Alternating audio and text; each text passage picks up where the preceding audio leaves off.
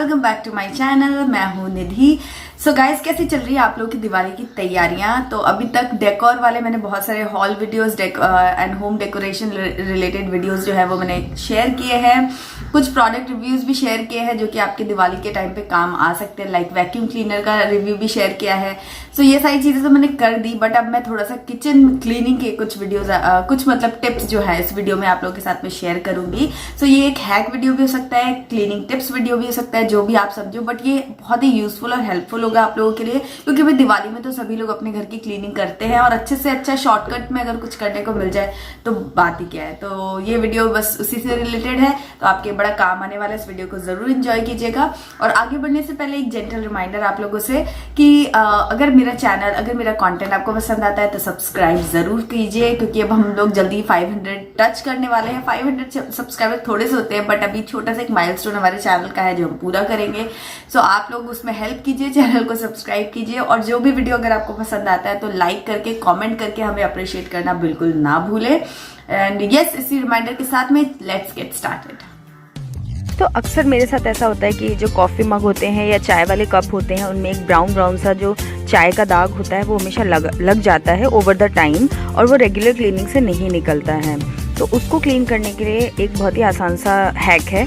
इसके लिए आपको थोड़ा सा बेकिंग सोडा डालना है और उसके बाद पानी से उसको एक हल्का सा पेस्ट जैसा कर लेना है, और जो दाग हैं उनके ऊपर अच्छे से रब करके छोड़ देना है। आधे घंटे के लिए आप छोड़ दीजिए, और आधे घंटे के बाद अच्छे से उसको एक ब्रश की मदद से और एक स्क्रबर की मदद से अच्छे से आप उसको रब कर लीजिए और उसके बाद वॉश कर लीजिए। तो देखिए कितना अच्छा ये मग साफ़ हो चुका है। वाइट मग स्पेशली बहुत ज़्यादा ख़राब लगते हैं अगर ये स्पॉट्स रहते हैं, तो ये हैक यूज़ करके आप अपने सारे कप्स जो हैं उनको अच्छे से चमका सकते हैं।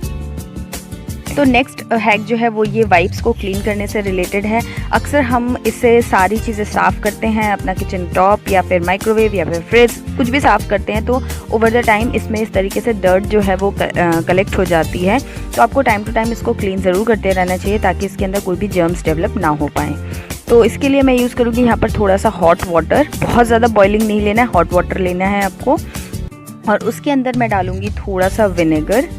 बहुत ही थोड़ा सा डालना है, 2 चम्मच के करीब आप डाल सकते हैं। उसके बाद ऐड कीजिए डिश वॉशिंग लिक्विड थोड़ा सा, और उसके बाद उसको अच्छे से मिक्स कर लीजिए। मिक्स करने के बाद ये वाइप्स जो हैं इनको अच्छे से इसमें डिप करके थोड़ी देर के लिए छोड़ दीजिए। मिनिमम आप आधे घंटे के लिए छोड़ दीजिए, और आप चाहें तो ओवरनाइट भी रख सकते हैं। थोड़ी देर बाद आप ये ब्रश की मदद से इसको पानी में ही रख के अच्छे से इस तरीके से रब कर दें ताकि जो भी डर्ट हो वो इजीली रिमूव हो जाए और आपका जो ये वाइप है अच्छे से क्लीन हो जाए। ये प्रोसेस एटलीस्ट आप वीक में एक बार ज़रूर करें। इससे आपकी वाइप्स की लाइफ भी अच्छी हो जाती है और जो उसके अंदर जर्म्स होते हैं वो भी डेवलप नहीं होते हैं। तो आप देखिए कि ये कितने अच्छे से क्लीन हो गया है, कितना साफ़ हो गया है, और साथ में सैनिटाइज भी हो गया है।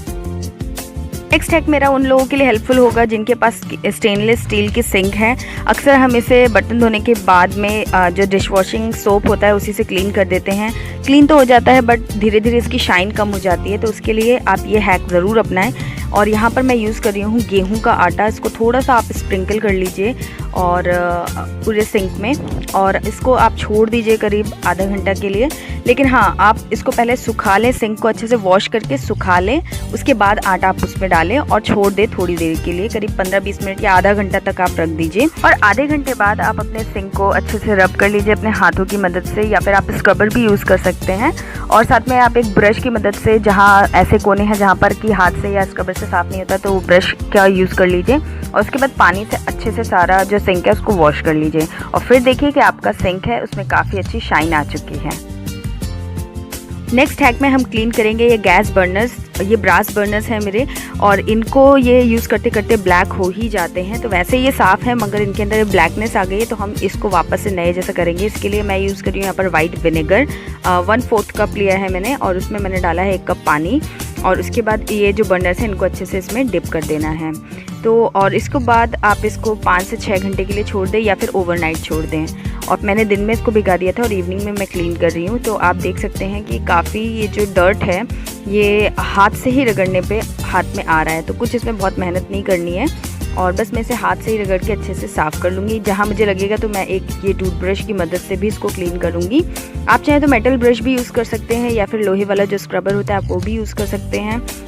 लेकिन मुझे मेरा काम तो ये सिंपल सा टूथब्रश कर देता है, तो मैं इसी से इसको क्लीन करूँगी। तो अब इसे पानी से वॉश कर लेंगे और अब आप देख सकते हैं डिफरेंस। ये पुराना जो मैंने साफ़ नहीं किया है वो वाला बर्नर है और एक साफ़ किया हुआ बर्नर है, तो दोनों में अंतर आपको दिख रहा है। तो ये हैक बहुत ही ज़्यादा यूज़फुल है।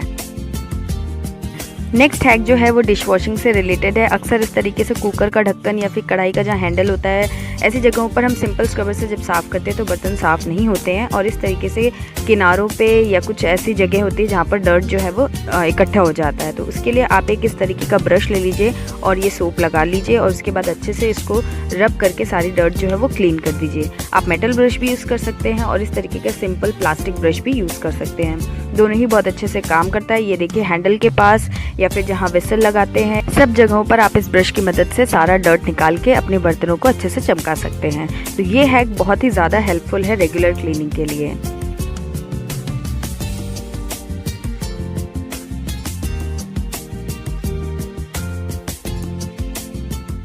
सो गाइस, कैसा लगा ये वीडियो? कौन सा हैक, कौन सा टिप्स आपको सबसे ज्यादा पसंद आया? मुझे कमेंट करके बताना बिल्कुल ना भूले। और इंस्टाग्राम पे भी मुझे फॉलो कर ले, सारे लिंक्स आपको डिस्क्रिप्शन बॉक्स में मिल जाएंगे, तो आप वहां पर मुझे फॉलो कर सकते हैं। एंड ऐसे ही review video, home related, kitchen related videos को देखने के लिए मेरे चैनल को सब्सक्राइब जरूर कीजिए। मिलती हूँ आपसे एक नए वीडियो में, तब तक के लिए बाय एंड टेक केयर।